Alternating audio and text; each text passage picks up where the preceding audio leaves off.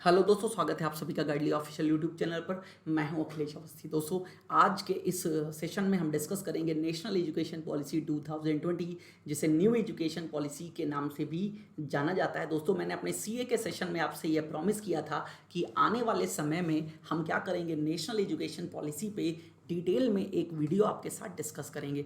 तो क्या क्या स्ट्रक्चरल चेंजेस हुए हैं इस पॉलिसी में, हम इस सेशन में जानेंगे। क्या क्या अच्छाइयाँ हैं इसकी, क्या क्या खराबियाँ हैं, मतलब पॉजिटिव और निगेटिव एस्पेक्ट पर भी हम आज बात करेंगे। और क्यों इसका क्रिटिसिज्म किया जा रहा है, जिन लोगों के द्वारा किया जा रहा है तो वो किस लिए क्रिटिसिज्म कर रहे हैं, हम उसका भी यहाँ पर डिटेल में डिस्कशन करेंगे। तो बढ़ते हैं दोस्तों आगे अपने सेशन की तरफ। उसके पहले दो इन्फॉर्मेशन है दोस्तों। गाइडली ने आपके लिए एक कोर्स यहाँ पे लॉन्च किया है जो कि आरआरबी पीओ क्लर्क के लिए है। देखिए, आरआरबी का नोटिफिकेशन आ चुका है, तैयारी आई होप आप लोग शुरू कर चुके होंगे। इवन आज आईबीपीएस पीओ का भी जो नोटिफिकेशन है वो आ चुका है। तो दोस्तों, अब उसके लिए भी नया कोर्स लॉन्च किया जाएगा, लेकिन फिलहाल हम आरआरबी की बात कर रहे हैं। तो यहाँ पर दोस्तों complete IBPS RRB PO clerk mock test series मिलती है प्रीलिम्स मेंस के लिए। Then live individual video course है, अलग अलग फैकल्टी यहाँ पर पढ़ाएंगे, क्योंकि प्रीलिम्स में हम बात करते हैं तो यहाँ पर क्या है, मैथ और रीजनिंग है। तो ये दो टीचर मैथ के हैं, यस सर, अमित सर, ये आपको पढ़ाएंगे, और सचिन सर रीजनिंग आपको पढ़ाएंगे। 27 जुलाई से बैच जो है वो स्टार्ट हो चुका है। देन एक गाइडली एक्सप्रेस वीडियो कोर्स के बारे में बात कर ली। ये कंप्लीट कोर्स है, वो आरआरबी पीओ के लिए डिज़ाइन किया गया है। ये जो है वो कंप्लीट कोर्स बनाया गया है। जितने भी आपके बैंक और इंश्योरेंस के एग्जामिनेशंस होते हैं, यहाँ पर 3 फैकल्टी आपको पढ़ाते हैं, Sachin sir, Abhijeet sir, Amit sir, Yashraj sir, Rohit sir, Narendra sir.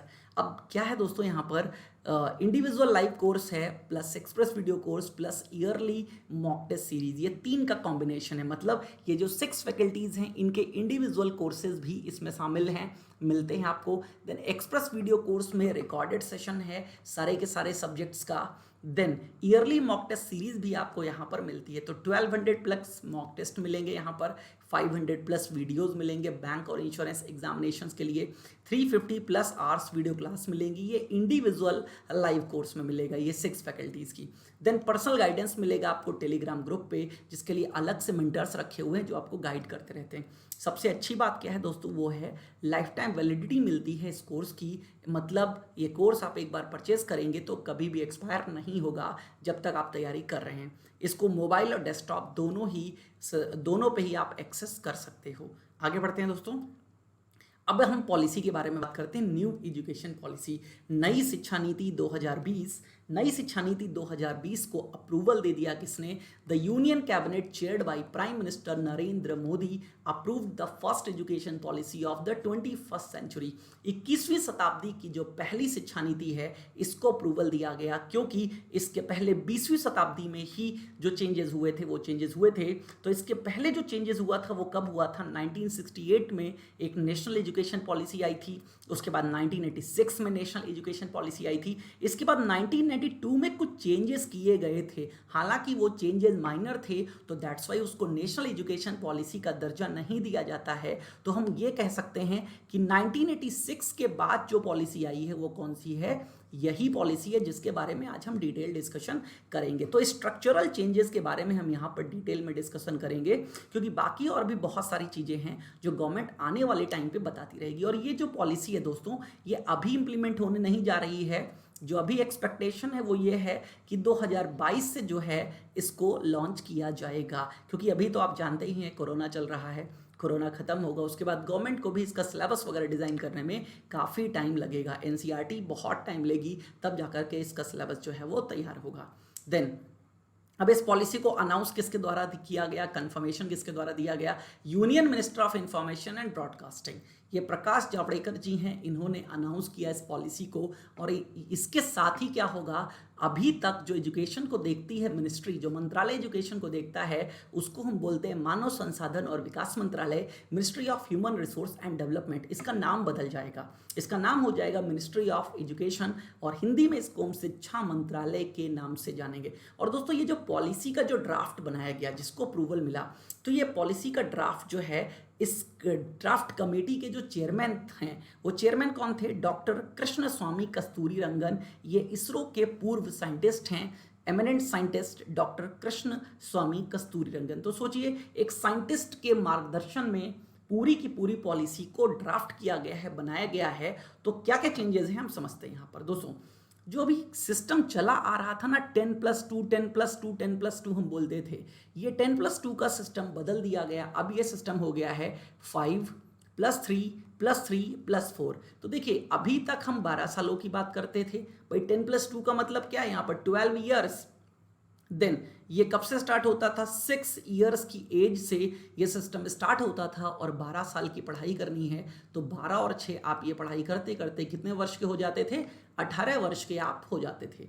Then अब सिस्टम कर दिया गया 5+3+3+4। तो ये भी सिस्टम जो है ये क्या है, ये 15 ईयर का सिस्टम है। कितने ईयर का आप जोड़ लीजिए, 5+3 8+3 11+4 15, तो 15 होते हैं यहाँ पर। लेकिन यहाँ पर जो स्टार्टिंग एज है वो 3 होगी, तो मतलब दोनों ही कंप्लीट 18 पे ही हो रहा है। यहाँ पर भी जब आप 18 के कंप्लीट होते थे तो आपने 12वीं पास कर ली थी, यहाँ पर भी जब आप 18 के कंप्लीट होंगे तो आप 12वीं पास कर लेंगे। तो अगेन यहाँ कोई चेंजेस नहीं है, बस ये है कि यहाँ पर आप 6 ईयर से स्टार्ट कर रहे थे पढ़ाई, तो यहाँ पर 3 ईयर से स्टार्ट हो जाएगा। तो देखते हैं, जानते हैं क्या है। फिलहाल इसका जो उद्देश्य है वो ये रखा गया है। आप देखते होंगे छोटे छोटे बच्चे जो हैं वो जब स्कूल जाते हैं तो आप देखते हैं जितना उनका वेट नहीं होता है उससे ज़्यादा उनके बैग का वेट होता है। तो इसलिए वो स्कूल जाने से डरते हैं, उनको स्कूल जाने से डर लगता है, क्योंकि छोटे बच्चे हैं। छोटे बच्चों को पढ़ने से पहले क्या है, खेल अच्छा लगता है। इसीलिए आप देखते हैं प्राइवेट वाले प्ले ग्रुप स्कूल्स खोलते हैं, तो प्ले ग्रुप में जाते हैं, से देन सीखते हैं देन।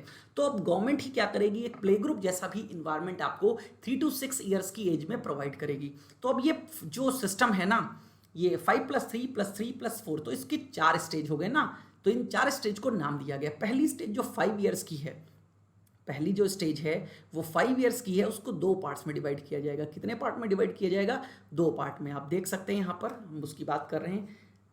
यहाँ पर 3+2 क्या है, ये जो 5 ईयर्स है ना, ये शुरुआत के 3 साल, ठीक है, ये आपकी क्या है, फाउंडेशन स्टेज है। देन स्टार्टिंग के 2 ईयर, उसके बाद के 2 ईयर्स 1 and 2, तो ये 5 ईयर्स हो जाता है। देन इसके बाद प्रिपरेटरी स्टेज आती है, देन इसके बाद मिडिल स्टेज आती है, देन इसके बाद सेकेंडरी स्टेज आती है। तो इनको डिटेल में हम डिस्कशन करते हैं अभी आगे। तो यहाँ पर आप देखिए किस एज पर, किस क्लास में और किस फेज में कोई बच्चा होगा, इस पॉलिसी के बिहाफ पर समझिएगा। तो 3 to 6 जब एज बच्चे की 3 होगी, 3 से 6 वर्ष के बीच में एक प्ले ग्रुप जैसा सिस्टम बनाया गया एजुकेशन का, जिसको नाम दिया गया है ECCE, early childhood care and education. ये फाउंडेशनल स्टेज है बच्चे की, याद रखिएगा। देन जब एज होगी 6 से 8, तो अगेन यहाँ पर याद रखिएगा 6 to 8 मतलब 2 ईयर्स हो गए यहाँ पर, तो 1 and 2 क्लास में पढ़ाया जाएगा, ये भी फाउंडेशन स्टेज होगी। देन 8 to 11 ये 3 ईयर्स हो गए, तो यहाँ पर क्या है 3 to 5, 3 4 5 3 क्लास पढ़ेगा बच्चा, ये स्टेज प्रिपरेटरी स्टेज कहलाएगी। देन 11 to 14 ये भी 3 ईयर्स हो गए, यहाँ पर 6 to 8 क्लास तक पढ़ेगा बच्चा, और ये स्टेज, ये फेज क्या कहलाएगा, मिडिल फेज कहलाएगा। देन जैसे ही एज होती है 14 to 18 4 ईयर्स हो गए यहाँ पर, तो 9th to 12 ये स्टेज क्या कहलाएगी, सेकेंडरी। तो अब इन स्टेजेस में क्या क्या चेंजेस होंगे, किस तरीके से ये स्टेज आगे बढ़ेगी, हम इस सेशन के अंतर्गत जानते हैं। अब देखिए पहली जो स्टेज है फाउंडेशन स्टेज, अब बहुत अच्छे से समझिएगा, आपको यही स्ट्रक्चर क्लियर करना है और आई होप इस क्लास के बाद आपको कोई डाउट नहीं होगा इस स्टेज के बारे में। अब जो 5+3+3+4 का जो कॉन्सेप्ट है, ये कॉन्सेप्ट में सबसे पहले हम 5 की बात कर रहे हैं। अब यहाँ पर 5 में क्या होगा, 2 फेज में डिवाइडेड हैं। पहले जो हैं वो 3 साल हैं, ये पहले 3 साल क्या होगा, 3 वर्ष की उम्र से शुरू होगा, 6 वर्ष तक चलेगा। यहाँ पर बच्चे को सिर्फ कुछ बैग, बिना बैग लेकर के आना है, एक प्ले ग्रुप जैसा माहौल होगा, बच्चे को सिर्फ यहाँ पर खेलना कूदना है आकर के स्कूल में, और यहाँ पर खेल कूद में ही पढ़ाई का एनवायरनमेंट उनको दिया जाएगा, लेकिन कोई बैग वगैरह का सिस्टम नहीं होगा। बच्चे जाएंगे स्कूल तो अगेन पढ़ाई से जो भागते हैं ना बच्चे, तो वो पढ़ाई उनमें इंटरेस्ट क्रिएट करे, ऐसा सिस्टम क्रिएट किया जाए कि बच्चे का स्कूल जाने का दिल करे। वो सुबह जब सोकर के उठे ना तो उसको लगे नहीं नहीं आज स्कूल जाना है हमें, क्यों? क्योंकि स्कूल में खेलने को मिलेगा। अभी तक क्या होता था, नहीं नहीं स्कूल जाना है, क्यों?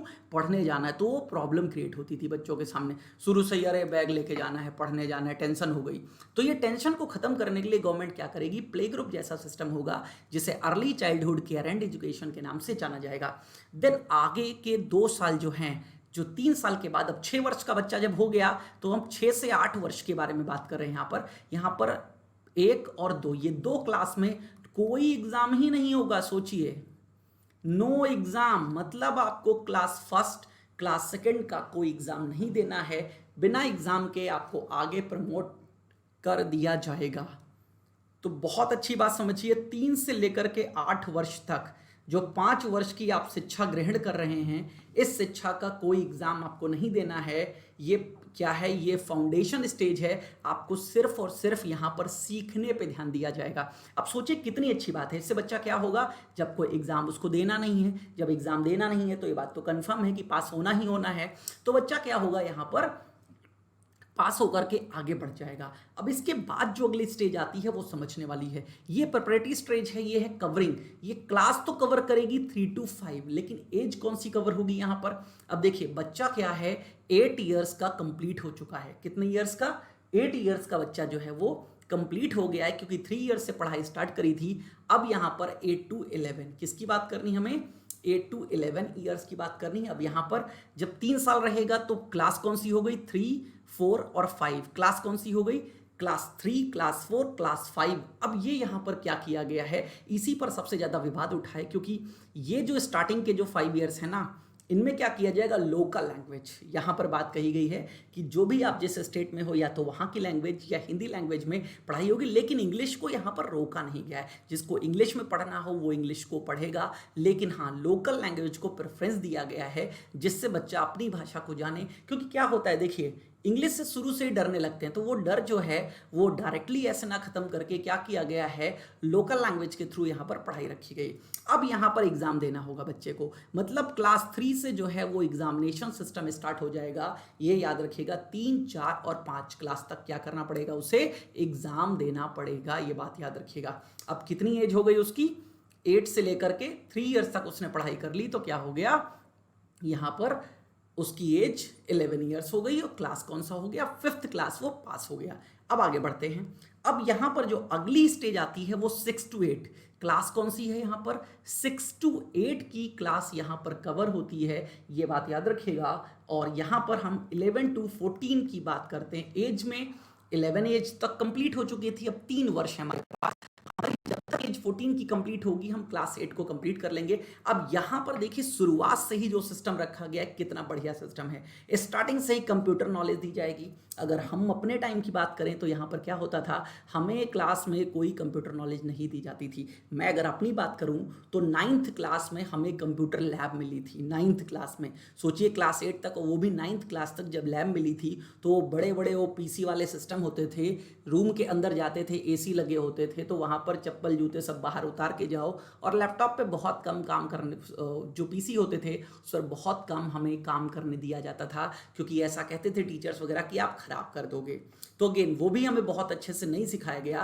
पहले क्लासरूम में सिखाया जाता था, उसके बारे में बताया जाता था, फिर कभी कभी लैब के दर्शन करा दिए जाते थे। लेकिन अब ऐसा नहीं है। अब सोचिए, बच्चे को 6 to 8 क्लास में ही कंप्यूटर नॉलेज दी जाएगी, क्योंकि आने वाला जो टाइम है वो पूरा का पूरा आप देख रहे हैं डिजिटल पे बेस्ड है। सॉफ्टवेयर के बारे में उसको जानना है, सीखना है, तो स्टार्टिंग में ही उसको नॉलेज दी जाएगी। देन एक फोकस जो यहाँ रखा गया है वो रखा गया है, इतनी अर्ली एज में ही वोकेशनल कोर्सेज रखे गए हैं। अब वोकेशनल कोर्सेज का मतलब क्या है दोस्तों, जो भी जैसे गेन किसी को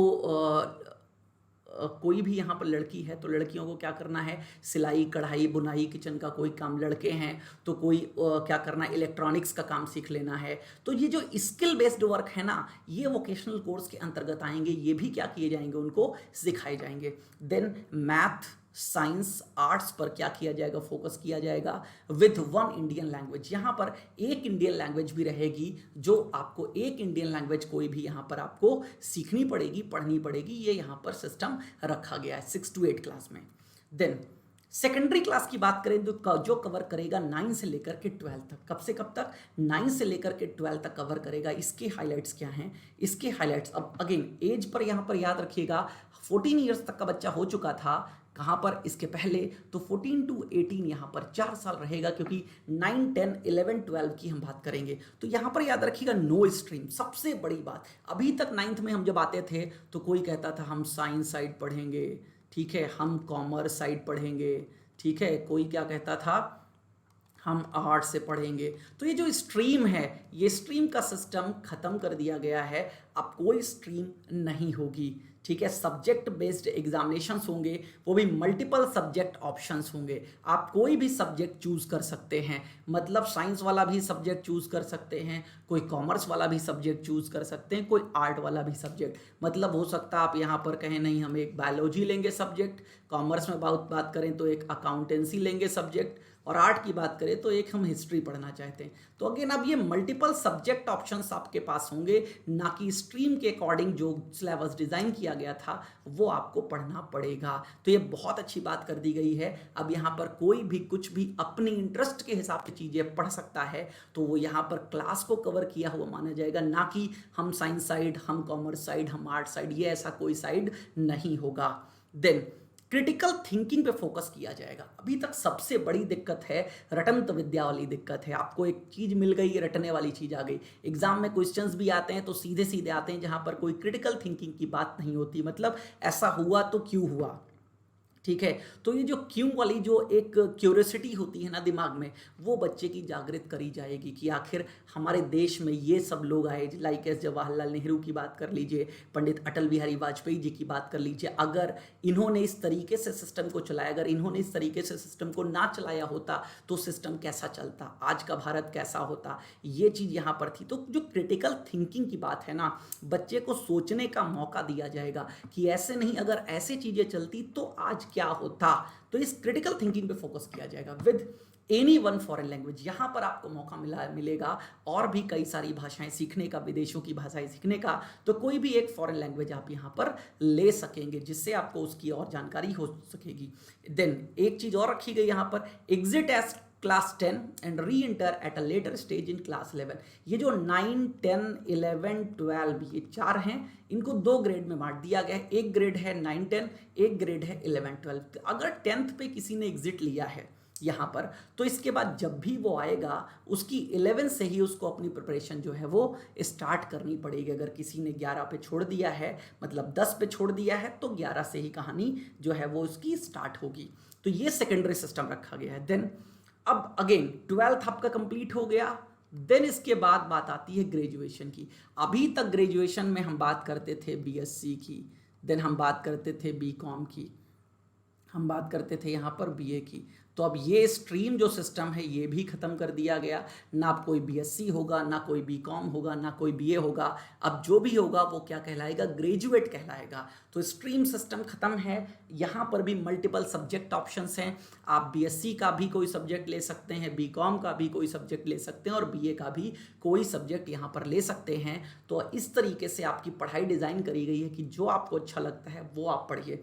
मल्टीपल एग्जिट ऑप्शन है। अभी तक क्या होता था, मान लीजिए आपने 1 साल ग्रेजुएशन करी और ग्रेजुएशन आपने छोड़ दी, तो आप ग्रेजुएट नहीं, आप क्या कहलाओगे, आप सिर्फ ये कहलाओगे कि नहीं मैं तो इंटर पास हूं सिर्फ, ठीक है। लेकिन अब क्या है, अगर आपने ग्रेजुएट 1 साल का किया है तो उसकी भी मान्यता आपको मिलेगी, आपने 2 साल ग्रेजुएशन किया उसकी भी मान्यता मिलेगी। देखिएगा यहां पर कैसे, क्या अगर 1 साल आप ग्रेजुएशन करते हैं, ग्रेजुएशन कितने वर्षों का बना दिया गया है, तो अब 4 साल का ग्रेजुएशन बना दिया गया है। लेकिन अगर आप 1 साल ग्रेजुएशन करके ग्रेजुएशन छोड़ देते हैं तो आप ग्रेजुएट सर्टिफिकेट्स कहलाएंगे। आपको क्या मिलेगा, आपको ग्रेजुएट का सर्टिफिकेट मिलेगा। देन 2 इयर्स करके आप छोड़ते हैं तो आपको ग्रेजुएट का डिप्लोमा मिलेगा, और अगर 3 इयर्स आपने कंप्लीट कर ली है तो आपको डिग्री मिलेगी। अब समझिएगा एक क्वेश्चन जो यहाँ पर अराइज होता है कि किसी जॉब में जब हम एलिजिबल होते हैं, जैसे आप बैंक का फॉर्म भरते हो ना, लिखा होता है एलिजिबिलिटी क्राइटेरिया, उस एलिजिबिलिटी में लिखा है बैचलर डिग्री।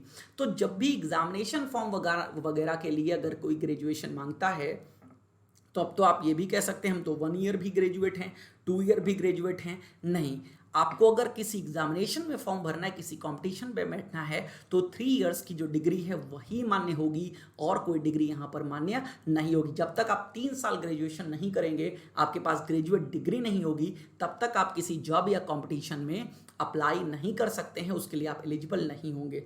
देन इन 3 साल करने के बाद जो 4th ईयर होगा वो आपका रिसर्च बेस्ड रहेगा, ये बात याद रखिएगा। और पढ़ना चाहते हैं तो आपको रिसर्च के लिए भी किया जाएगा। Then re entry at any stage. अब क्या है, अगर आप 1 ईयर छोड़ करके गए थे, अभी क्या होता है 1 ईयर छोड़ करके गए तो आपको फिर से शुरू करना पड़ेगा, हमारा करंट सिस्टम यही है। लेकिन अब अगर क्या है, मान लीजिए 1 साल आपने किया, किसी के पास कोई भी दिक्कत है, पैसे की दिक्कत हो सकती है, कोई और दिक्कत हो सकती है, तो अब इससे कोई मतलब नहीं, आप जब भी आएंगे, हो सकता है 4 साल बाद आपका जो मन है पढ़ने का वो फिर से लग जाए, तो 4 साल बाद जब आते हैं तो आपको क्या करना पड़ेगा, सेकेंड ईयर से स्टार्ट करना पड़ेगा, ना कि फर्स्ट ईयर से स्टार्ट करना पड़ेगा। ये बात याद रखिएगा। तो ये बहुत अच्छी बात रखी गई यहाँ पर। तो मल्टीपल एग्जिट ऑप्शंस हैं जो कि फर्स्ट ईयर से ही स्टार्ट हो जाते हैं। हाँ, अब कोई कहे कि हम 6 महीने पढ़ेंगे तो क्या मिलेगा, तो कुछ नहीं मिलेगा, कम से कम 1 साल तो पढ़ना पड़ेगा ग्रेजुएशन में, तभी ग्रेजुएशन का सर्टिफिकेट मिलेगा। 1 साल के पहले कुछ भी नहीं मिलेगा।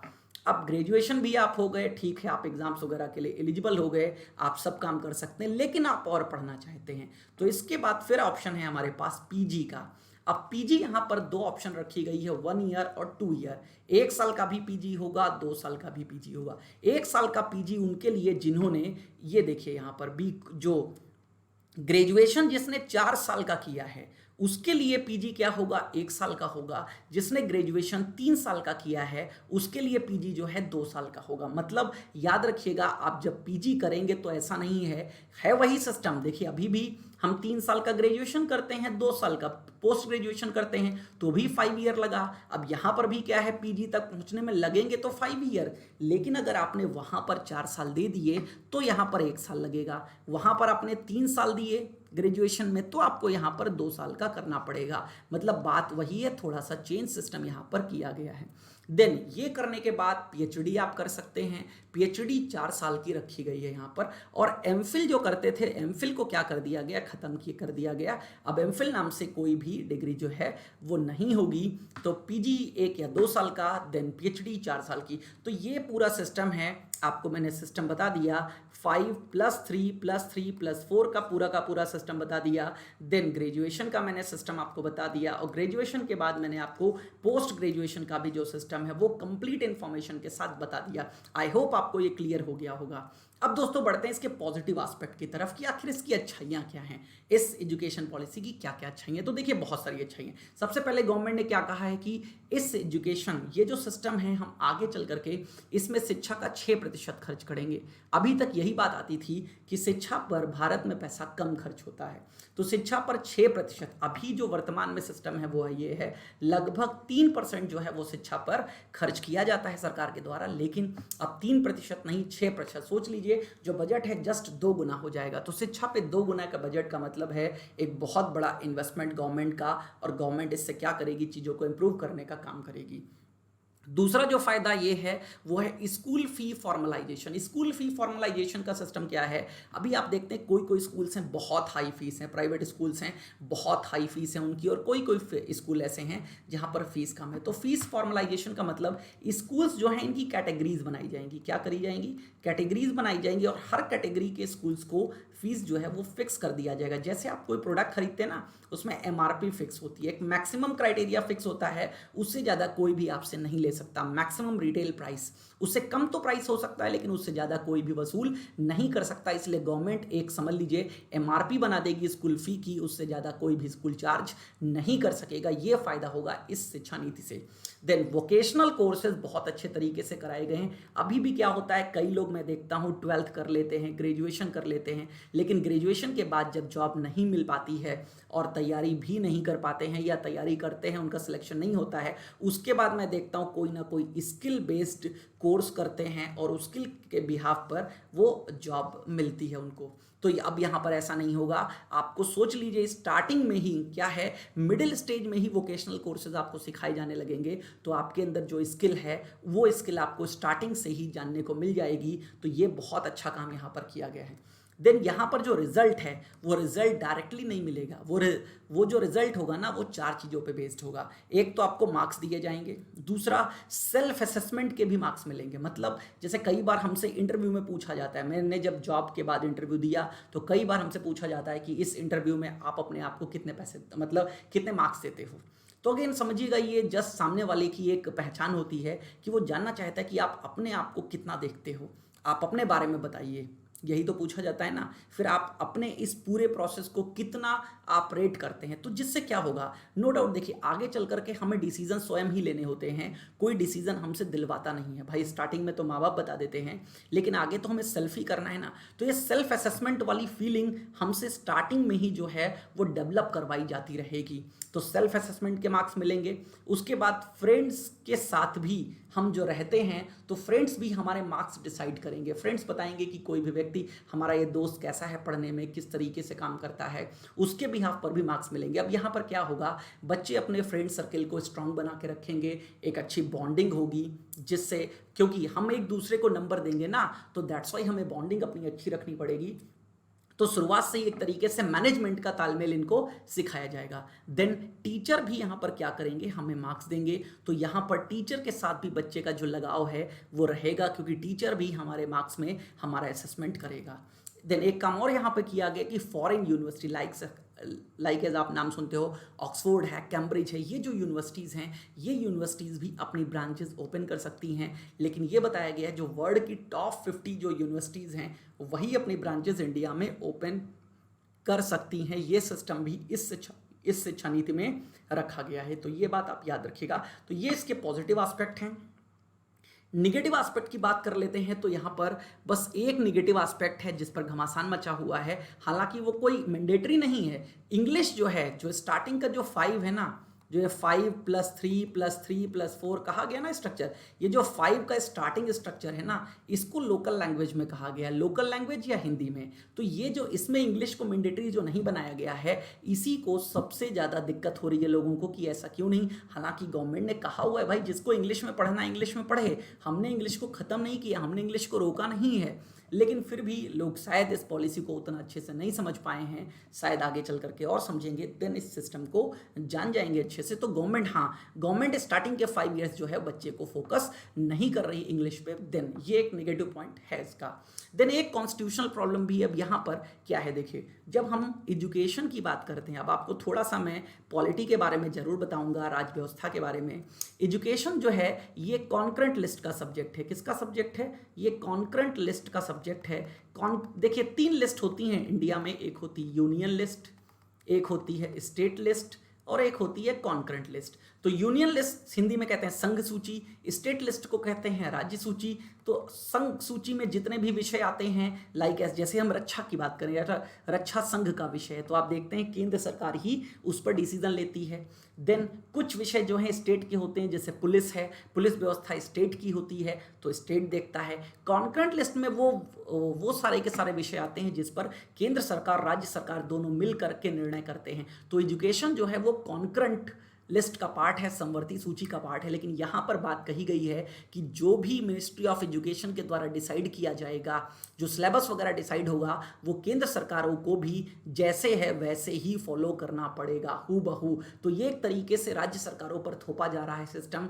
तो ये कॉन्करेंट एक जो हमारा जो एक संविधानिक जो व्यवस्था है, इस व्यवस्था के हिसाब से ये उचित नहीं है। यहाँ पर केंद्र सरकार को क्या करना पड़ेगा, राज्य सरकारों से भी बात करनी पड़ेगी, उनके साथ मिल करके, उनके कोऑर्डिनेशन के साथ इस पॉलिसी को आगे और अच्छे से इंप्लीमेंट किया जाएगा। क्योंकि देखिए बनाना बहुत अच्छी बात नहीं है, आपने बना दिया बहुत अच्छी बात, ठीक है हम मानते हैं, लेकिन बनाने से ज़्यादा जरूरी है उसका प्रॉपर इम्प्लीमेंटेशन। जब तक किसी चीज़ का प्रॉपर इम्प्लीमेंटेशन नहीं होता है तब तक कोई भी चीज़ें आगे मैनेज अच्छे से नहीं हो सकती। तो ये 2 नेगेटिव एस्पेक्ट हैं मेरे हिसाब से। कॉन्स्टिट्यूशनल प्रॉब्लम तो है ही है। देन तो दोस्तों ये जो स्ट्रक्चर था जो 5+3+3+4 का, ये आपको क्लियर हो गया होगा। तो ये इस नई एजुकेशन पॉलिसी में है। कुछ और भी फैक्ट्स इसमें बताए गए हैं जो मैं आपको नेक्स्ट टाइम बताऊंगा। तो स्ट्रक्चर मैंने आपको क्लियर कर दिया। कोई डाउट हो, कैसा लगा आपको सेशन, आप कमेंट सेक्शन में ज़रूर बताइएगा दोस्तों।